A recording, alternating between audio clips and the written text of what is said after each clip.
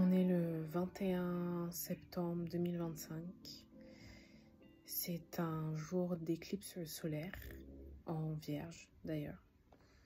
Et je viens de regarder 2 documentaires de la chaîne Tristia, que je ne connaissais pas.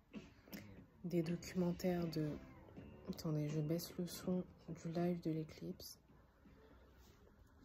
Des documentaires de Christophe ou Christopher Chen, si je ne me trompe pas. Et comment vous dire que ça m'a mis une claque. Ça m'a mis une claque.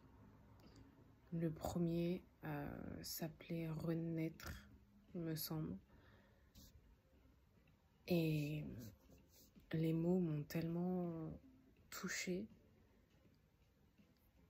C'était pas des choses que j'entendais pour la première fois. Hein. Et je pense que c'est pareil pour tous les gens qui l'ont vu.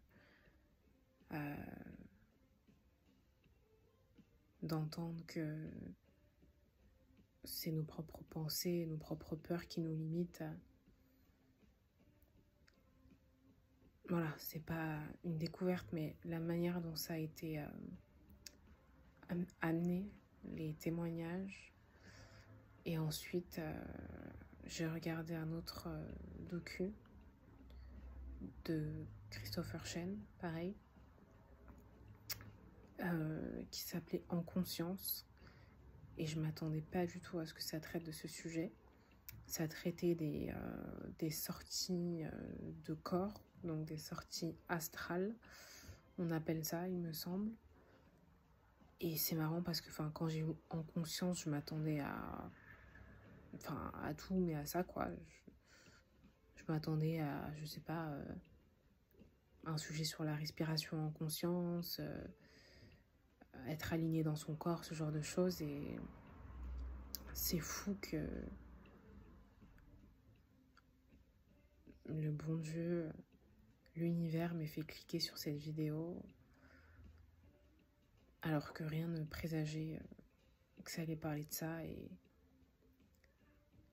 Et comment vous dire que il y avait des personnes qui témoignaient de ce qu'ils avaient vécu en voyage astral. Et j'ai commencé à me sentir très émue, alors que j'avais déjà entendu ce genre d'histoire. Et ça ne m'avait pas mis dans cet état-là. Et là, j'ai commencé à me sentir très émue. Vraiment. Et vous voyez quand d'un coup vous êtes pris d'émotion mais ça monte comme ça sans que vous puissiez contrôler et que vous commencez à pleurer en sanglots. Et bah c'est littéralement ce qui s'est passé.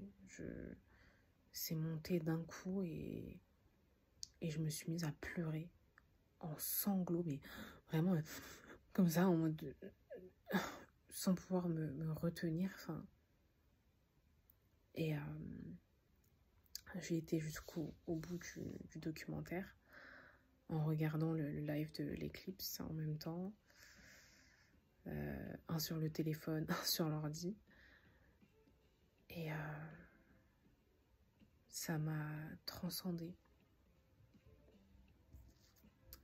S'il y en a qui l'ont vu, dites-moi si vous avez vécu la même chose, parce que ça m'a transcendée. En fait, l'émotion vive de sanglots, de pleurs qui montent d'un coup et ce que je ressentais en moi, je sais que ça va vous paraître peut-être delusional pour ceux qui sont pas encore dans cet état de conscience et d'ouverture d'esprit et d'énergie et tout ça. Mais je vous comprends, il y a quelques temps, j'y étais pas encore. Mais je sais que c'était un souvenir. C'était un souvenir. En fait, je pense que c'était un état de moi, un état de conscience qui a déjà vécu ça. Et ça l'a touché de se replonger là-dedans. Je vous jure, en fait, je ne sais pas comment vous expliquer parce que de manière consciente, je n'ai pas conscience d'avoir déjà vécu ça. Mais je sais que ça a parlé à mon inconscient et que lui, il a déjà vécu et c'est pour ça que ça m'a touchée comme ça. Et d'un autre côté, ça a été un rappel pour moi, du coup, conscient. Ça a été un rappel pour moi qui me demandais un petit peu et qui était un peu perdue dans mon chemin de vie. Ça a été un rappel pour me dire, le monde, il est infini. La vie est infinie et illimitée. Dans son énergie, dans son inconscient, dans son invisible. Et on est là à se limiter à une vie vraiment misérable, où on laisse notre magie, notre pouvoir de côté. On a tous des qualités, que ce soit d'écoute, d'empathie, de compréhension, de plein de choses qu'on laisse de côté parce qu'on nous dit que non, il faut être dans une vie bien rangée, trouver un CDI, faire un 9h-18h, acheter une maison, faire des enfants, avoir une petite famille, et voilà. Et on nous explique que la vie, c'est censé être ça. Alors que c'est tellement plus vaste que ça. Et je sais que ça a été un rappel pour ça, et pour que je laisse mes peurs et mes craintes de côté et que j'avance en le cœur plus léger, la tête plus légère. Et je vous jure que là, je me sens soulagée, je me sens comme si je sais que tout allait se passer comme ça doit se passer. Et je sais que je dois aller vers mon chemin de vie. Et c'est pour ça que j'ai décidé de faire cette vidéo. Parce que je sais que mon chemin de vie, c'est de partager, d'écouter, d'aider, comme je le fais déjà avec moi-même. Parce que mon premier chemin, c'est de me reconnecter à moi-même et de me redécouvrir. Et vous savez, c'est fou parce que je suis en train de lire L'Alchimiste de Paulo Coelho. Super livre. Et dans ce livre, il parle un peu de sa quête de sa vie, ce qu'il appelle sa légende personnelle. Et je me suis demandé quelle était ma légende personnelle.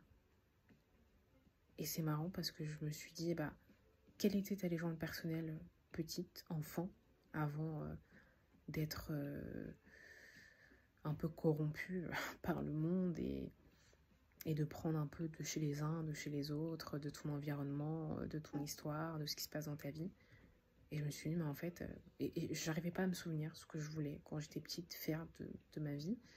Et je me suis dit, il faut que tu repartes à plus loin que ça. Et la réponse, en fait, c'était que ma légende personnelle, enfant, c'était juste d'être moi. C'était juste d'être. Parce que quand on est un enfant, finalement, c'est juste ce qu'on fait et juste ce qu'on souhaite faire. Continuer à être et à vivre, tout simplement. Ni plus ni moins. On ne cherche pas à être ce que les gens attendent de nous. On est, sans trop se poser de questions. Et voilà. Et je me suis dit, aujourd'hui, quelle serait ma quête, quelle serait ma légende personnelle. Et d'une manière assez logique et naturelle, ça a été de me dire, me reconnecter à moi-même, me redécouvrir, découvrir qui je suis réellement, sans l'environnement qui m'a modifié, sans mon histoire, sans mes parents, sans... Et me reconnecter à my higher self, comme j'aime à dire, notre vision de nous, la plus haute, qui met de côté les peurs, qui met de côté la peur de ne pas être aimé, qui met de côté la peur du jugement, qui met de côté tout ça, et qui agit comme elle agirait sans ça, comme quand on était enfant finalement. Bon, bien sûr en gardant en tête qu'on est des adultes et qu'il y a des choses où, pour se protéger, évidemment, que c'est bien d'avoir peur. Mais je vous parle des peurs, des projections de peur sur des choses qui ne se sont pas passées ou sur des choses qui nous freinent alors que on pourrait le faire, quoi. Voilà. C'est waouh. C'est costaud, mais merci mon Dieu. Merci, merci, merci pour ce message. Il est tellement tombé à pic. En plus, en ce jour d'éclipse solaire, on laisse la négativité derrière et les choses qui nous empêchent d'avancer. Le timing est juste incroyable et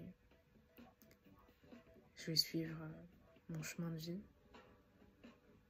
parce que je suis là pour ça et que je veux m'aider et vous aider vous, en tout cas les gens qui en ont besoin et qui le souhaitent. Et